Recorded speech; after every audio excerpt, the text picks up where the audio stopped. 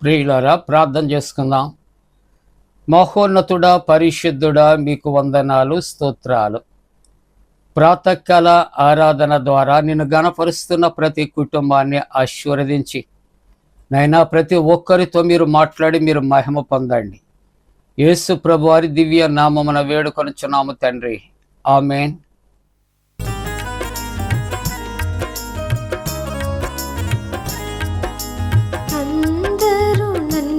విడిచినా నీవు నన్ను విడువనంటివే, అందరూ నన్ను విడిచినా నీవు నన్ను విడువనంటివే. నా తల్లియు నీవే, నా తండ్రియు నీవే, నా తల్లి తండ్రి నీవే యేసయ్యా. నా తల్లియు నీవే, నా తండ్రియు నీవే, నా తల్లి తండ్రి నీవే యేసయ్యా. అందరూ నన్ను విడిచినా, లోకము నన్ను విడిచినా నీవు నన్ను విడువనంటివే. లోకము నన్ను విడిచినా నీవు నన్ను విడువనంటివే. నా బంధువు నీవే, నా మిత్రువు నీవే, నా బంధుమిత్రుడ నీవే యేసయ్యా. నా బంధువు నీవే, నా మిత్రువు నీవే, నా బంధుమిత్రువు నీవే యేసయ్యా. అందరూ నన్ను విడిచినా, వ్యాధులు నన్ను చుట్టినా, బాధలు నన్ను ముట్టినా, వ్యాధులు నన్ను చుట్టినా, బాధలు నన్ను ముట్టినా. నా కొండయు నీవే, నా కోటయు నీవే, నా కొండ కోట నీవే యేసయ్యా. నా కొండయు నీవే, నా కోటయు నీవే, నా కొండ కోట నీవే యేసయ్యా. అందరూ నన్ను విడిచినా, నేను నిన్ను నమ్ముకొంటిని, నీవు నన్ను విడువనంటివే. నేను నిన్ను నమ్ముకొంటిని, నీవు నన్ను విడువనంటివే. నా తోడుయు నీవే, నా నీడయు నీవే, నా తోడు నీడ నీవే యేసయ్యా. నా తోడుయు నీవే, నా నీడయు నీవే, నా తోడు నీడ నీవే యేసయ్యా. అందరూ నన్ను విడిచినా, నీవు నన్ను విడువనంటివే. అందరూ నన్ను విడిచినా.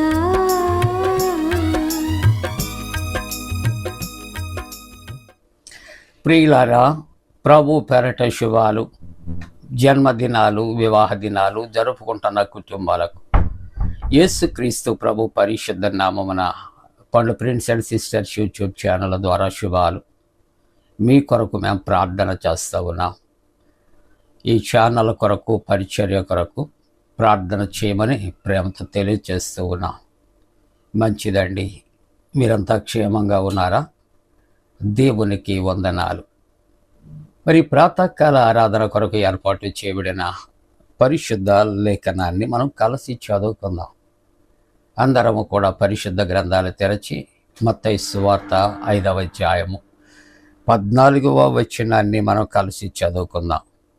మీరు లోకమునకు వెలుగై ఉన్నారు. మరలా చెప్పుకుందామా?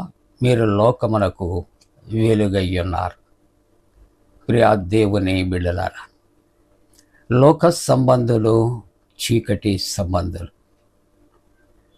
కానీ ఆత్మీయముగా ప్రభువును మనం కలిగి ఉంటే ఆత్మ సంబంధులు, వెలుగు సంబంధులుగా ఉంటున్నారు. లోక సంబంధి అపవాది చీకటిలో నడిపిస్తుంది, వెలుగు సంబంధి క్రీస్తు ప్రభు వెలుగులో నడిపిస్తాడు. చీకటి సంబంధి అపవాది నరకానికి అది నడిపిస్తుంది, కానీ వెలుగు సంబంధి అయిన యేసు పరలోకానికి నడిపిస్తాడు. కాబట్టి ప్రభు అంటున్నాడు, మీరు చీకటిని విడిచిపెట్టాలి, చీకటిని తెరము కొట్టాలి, మీరే వెలిగించబడాలి, లోకానికి మాదిరిగా ఉండాలి, మీ వెలుగు లోకములో ప్రకాశించాలి. ప్రభు కోరుకుంటున్నాడు ప్రియులారా. కాబట్టి పరిశుద్ధ గ్రంథములో దైవవాక్యాన్ని 119వ కీర్తన 16వ వచనాన్ని చూస్తుంటున్నప్పుడు, నీ వాక్యమును నేను మరువకయ్యుందును.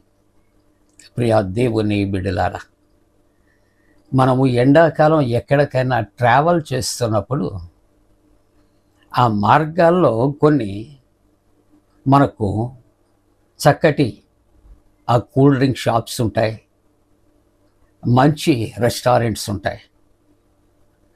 ఆ మార్గాల్లో పోయేటప్పుడు ఎక్కడ ఏది బాగుంటుందో మనకు తరచు ఆ మార్గాల్లో వెళ్ళి వస్తాం కాబట్టి వాటి కొరకు మనకు తెలుసు. కాబట్టి మనం ప్రయాణించినప్పుడు ఆ స్థలములో ఆగి ఆ రెస్టారెంట్కి వెళ్ళటం, లేకుంటే ఆ కూల్ డ్రింక్ షాప్కి వెళ్ళటం, ఏది రుచికరమో అది మనం సేవించటం మనకు తరచు అలవాటైనటువంటిదే. అలాగే దేవుని యొక్క వాక్యములో మనం చూస్తూ ఉంటున్నప్పుడు, ఒక స్నేహితుడిని మంచి ఆతిథ్యం ఇస్తే వారి ఇంటిని మరవలేం. ఒక కుటుంబం మనకు శ్రమలలో ఆదరిస్తే వారిని మరవలేం.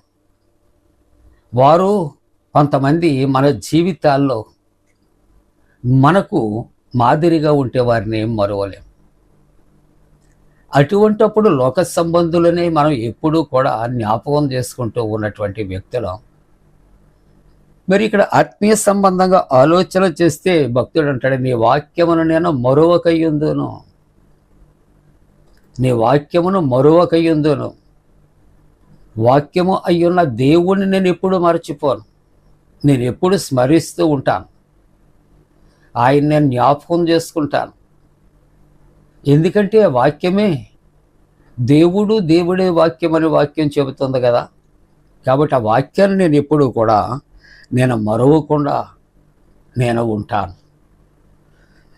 అలాగే 119వ కీర్తన 50వ వచనములో దేవుని యొక్క వాక్యము కొరకు అంటాడు భక్తుడు, వాక్యము నన్ను బ్రతికించింది. ఎవరండి బ్రతికిస్తా? దేవుని యొక్క మాట, దేవుని యొక్క నోటి మాట. లాజరు బయటికి రమ్మన్నప్పుడు సమాధి చేయబడింది. 4వ దినాన సమాధి దగ్గరికి వెళ్ళి ప్రభు లాజర్ను పిలిచినప్పుడట సమాధిలో లేచి వచ్చాడు. ప్రియులారా, మానవ జీవితాలు కూడా భూ సంబంధమైన జీవితాల్లో ఏ విధంగా ఉంటాయి అని ఆలోచన చేస్తే మృతమైనటువంటి స్థితిలో జీవించుచున్నాము అనే మాట మట్టుకు మాత్రమే, కానీ మనం మృతులము అని దేవుని వాక్యం సెలవిస్తూ ఉన్నాం. కొంతమంది బ్రతుకుతూ ఉంటాం, కానీ ఈ లోకములో మానవుడు బ్రతుకుతూ కూడా తాను ఏ విధంగా ఉంటాడంటే మృతుడిగానే జీవిస్తాడు, నిరుపయోగమైన వ్యక్తిగా జీవిస్తాడు, ఆరిపోయిన దీపము వలె ఉంటాడు. ప్రియులారా, కానీ ప్రభు యొక్క వాక్యం అంటే, నీ వాక్యము నేను మరొక ఉంటాను, ఎందుకంటే నీ వాక్యము నన్ను బ్రతికిస్తున్నది, ఆధ్యాత్మికంగా బ్రతికిస్తూ ఉంటున్నది, మన జీవితాలకు ఊరట కలుగు చేస్తూ ఉంటుంది. రెండవ మాట అంటే, నా బాధలలో ఇదే నాకు నెమ్మది కలుగు చేయుచున్నది, నా బాధలలో ఇదే నాకు నెమ్మది కలిగించుచున్నది. దేవుని యొక్క వాక్యము వెలుగు, వాక్యము దేవుడు. మన బాధలలో ఒక బంధుమిత్రుల కొరకు, స్నేహితుల కొరకు ఆలోచన చేస్తే వారి వలన ఉపయోగం ఉన్నంత వరకు, చీమలట బెల్లము ఉన్నంత వరకు కూడా బెల్లం చుట్టూ తిరుగుతాయట. ఆ బెల్లం అయిపోయిందనుకోండి, చీమలు మరల దరికి రావు.